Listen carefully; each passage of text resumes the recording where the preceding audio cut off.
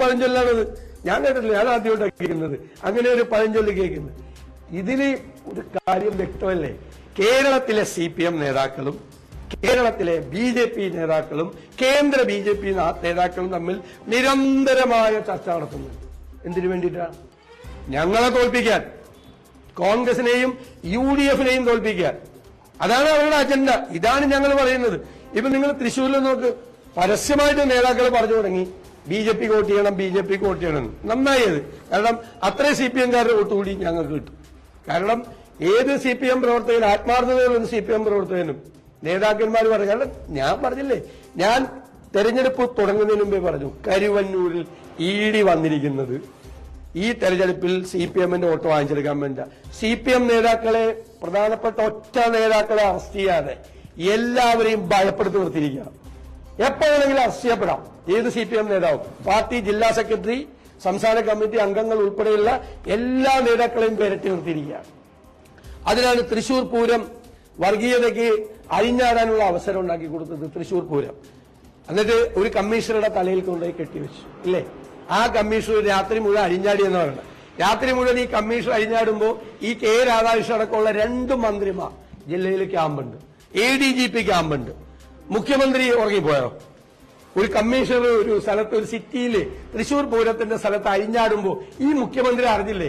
അങ്ങനെ അറിഞ്ഞില്ലെങ്കിൽ അദ്ദേഹം ആ സീറ്റിലിരിക്കാൻ യോഗ്യനല്ല. അവ അറിഞ്ഞിട്ട് മനഃപൂർവ്വം BJP-യെ സഹായിക്കാൻ പ്ലോട്ട് ഉണ്ടാക്കി കൊടുത്താണ്, ഒരു വർഗീയത ഉണ്ടാക്കി മനഃപൂർവ്വം അത് ചെയ്താണ്. ഇപ്പൊ സംഭവിക്കാൻ പോണ എന്താ? മുഖ്യമന്ത്രിക്ക് മനസ്സിലായി ഒരു സീറ്റ് പോലും ജയിക്കില്ല. അപ്പൊ ഇനി ഒരു ബലിയാട് വേണമല്ലോ. വെറുക്കപ്പെട്ടവൻ എന്ന് പറഞ്ഞ ഒരു വിധിക്കപ്പെട്ടവൻ വേണ്ടേ? എന്നിട്ട് പറയുകയാണ് ഇങ്ങനെയുള്ള ഉപദേശമാണ് ജയരാജൻ, ഇങ്ങനെയുള്ള ആളുകളുമായിട്ട് ബന്ധപ്പെടാൻ പാടില്ല. ഇങ്ങനെയുള്ള ആളുകളുമായിട്ട് ഏറ്റവും ബന്ധമുള്ള ആളാണ് മുഖ്യമന്ത്രി. VS അച്യുതാനന്ദൻ വെറുക്കപ്പെട്ടവൻ എന്ന് വിളിച്ച ആളുമായിട്ട് ഇപ്പോഴും ബന്ധമുള്ള ആളാണ് പിണറായി വിജയൻ. ഞാൻ അദ്ദേഹത്തിന്റെ കൂട്ടുകാരെ കുറിച്ചൊന്നും പറയുന്നില്ല, സഹപ്രവർത്തകരൊന്നും കുറിച്ച് പറയുന്നില്ല. ഇപ്പോ EP ജയരാജനെ വെറുക്കപ്പെട്ടവനാക്കി അവസാനം ഈ തെരഞ്ഞെടുപ്പിൽ തോക്കാൻ ഉള്ള കാരണക്കാരനായി ഇത് കഴിയുമ്പോൾ ഉള്ള ബലിയാടാക്കി മാറ്റും, വിധിക്കപ്പെട്ടവനായി സത്യത്തിൽ. അപ്പോ ഞങ്ങൾക്ക് ഭയങ്കരധികം സന്തോഷമുണ്ട്. ഞങ്ങളുടെ പറയുന്ന കാര്യത്തിൽ വിശ്വാസ്യത ഉണ്ടായി. ഞങ്ങൾ തുടക്കം മുതൽ, തെരഞ്ഞെടുപ്പിന്റെ തുടക്കം മുതൽ UDF പറഞ്ഞിരുന്ന മുഴുവൻ കാര്യങ്ങളും ശരിയാണെന്ന് വന്നിരിക്കുന്നു. അതാണ്.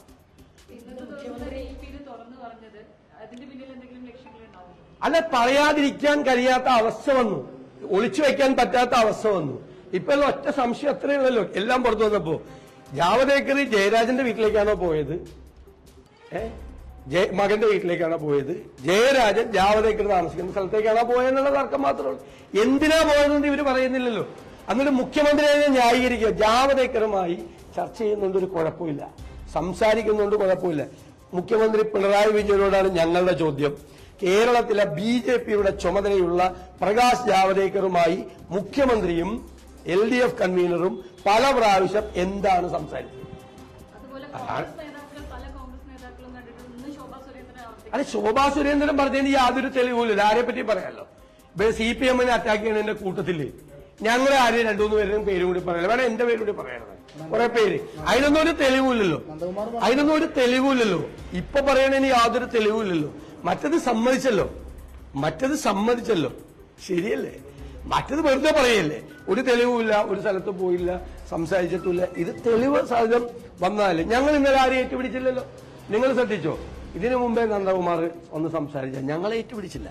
എന്നോട് തിരുവനന്തപുരത്ത് വെച്ച് മാധ്യമപ്രവർത്തകർ ചോദിച്ചപ്പോൾ പറഞ്ഞു, ശോഭാ സുരേന്ദ്രനും നന്ദകുമാറും ഒന്നും പറഞ്ഞത് ഏറ്റുപിടിക്കാനുള്ളവരല്ല ഞങ്ങൾ.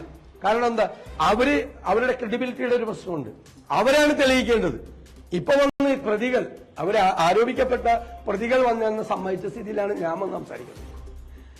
ഞാനിപ്പോ വന്ന് ഇല്ലെങ്കിൽ നന്ദകുമാറിന്റെ കാര്യത്തിലോ അല്ലെങ്കിൽ മറ്റേയാളുടെ കാര്യത്തിലൊന്നും ഞങ്ങൾ സംസാരിച്ചില്ലല്ലോ. ശോഭാ സുരേന്ദ്രന്റെ കാര്യത്തിലൊന്നും ഞങ്ങൾ മറുപടി പറഞ്ഞില്ല. കാരണം അതൊക്കെ ഏറ്റുപിടിച്ച ചിലപ്പോൾ നമുക്ക് പണി കിട്ടും ചിലപ്പോൾ. ഇപ്പൊ അതല്ല. ഇപ്പോ മുഖ്യമന്ത്രിയും പറഞ്ഞിരിക്കുന്നു, പ്രകാശ് ജാവദേക്കറെ കണ്ടതുകൊണ്ടോ സംസാരിച്ചുകൊണ്ടോ കുഴപ്പമില്ല. ഞാൻ എന്റെ മകന്റെ വീട്ടിൽ വന്ന് പ്രകാശ് ജാവദേക്കർ സംസാരിച്ചിരുന്നു. ക്ലിയർ ആയല്ലോ? അപ്പൊ ഞാൻ ചോദിച്ച ചോദ്യം കറക്റ്റ് അല്ലേ? ആദ്യം തെരഞ്ഞെടുപ്പ് തുടങ്ങിയ സമയത്ത് ജയരാജൻ NDA-യുടെ കൺവീനറാണോ LDF-ന്റെ കൺവീനറാണോ? നിങ്ങൾ അതൊക്കെ കൊണ്ട് അടിവരയിട്.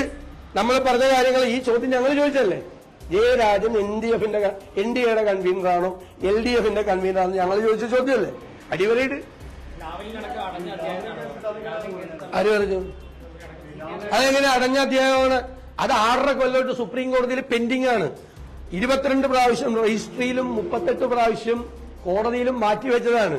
CBIയുടെ വക്കീലും കേന്ദ്ര ഗവൺമെന്റിന്റെ വക്കീലും ആ കേസിൽ ഹാജരാകാത്തത് ഇവർ തമ്മിലുള്ള ധാരണയുടെ ഭാഗമാണെന്ന് ഞങ്ങൾ എപ്പോഴേ പറഞ്ഞാണ്.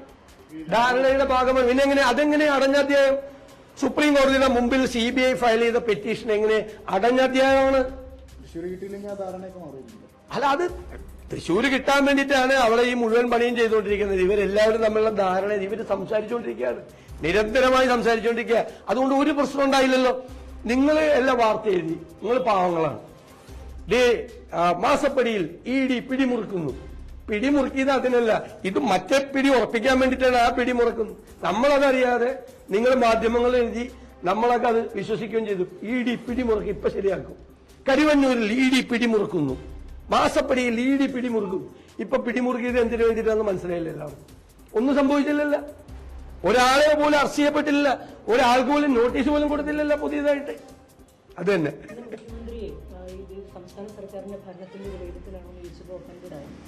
അല്ല, അദ്ദേഹം പൊട്ടിത്തെറിക്കും. അദ്ദേഹം ഏത് ചോദ്യം ചോദിച്ചാലും പൊട്ടിത്തെറിക്കും. അദ്ദേഹം ഇങ്ങോട്ട് പറയണം മാത്രം കേൾക്കാം. മനസ്സിലായി? ഞാൻ പണ്ട് ആകാശവാണി വിജയൻ എന്ന് പേരിട്ടതുകൊണ്ടാണ്. ആകാശവാണിയിൽ നമ്മൾ കേൾക്കാൻ മാത്രമേ പറ്റുള്ളൂ. ആകാശവാണിയോട് ചോദിക്കാൻ പറ്റുമോ? റേഡിയോട് തിരിച്ചു ചോദിക്കാൻ പറ്റുള്ളൂ. അത് നിങ്ങളാണ് ശ്രദ്ധിക്കേണ്ടത്. നിങ്ങൾ അങ്ങോട്ട് ചോദിക്കാൻ പാടില്ല, കേട്ടിട്ട് പോകാൻ തിരിച്ച്. മനസ്സിലായില്ലേ? അത് സംസ്ഥാന സർക്കാരിന്റെ അദ്ദേഹത്തിന് അറിയാലോ ഒരു സീറ്റ് പോലും കേരളത്തിൽ കിട്ടില്ലെന്ന്. അപ്പൊ നിങ്ങൾ സംസ്ഥാന സർക്കാരിന്റെ വിലയിരുത്തലാന്ന് പറഞ്ഞാൽ അദ്ദേഹം ചൂടാവുക. എന്ത് ചെയ്യും? സംസ്ഥാന സർക്കാരിന്റെ വിലയിരുത്തലാണെന്ന് പറഞ്ഞാൽ തീർന്നില്ലേ? കഥ തീർന്നില്ലേ?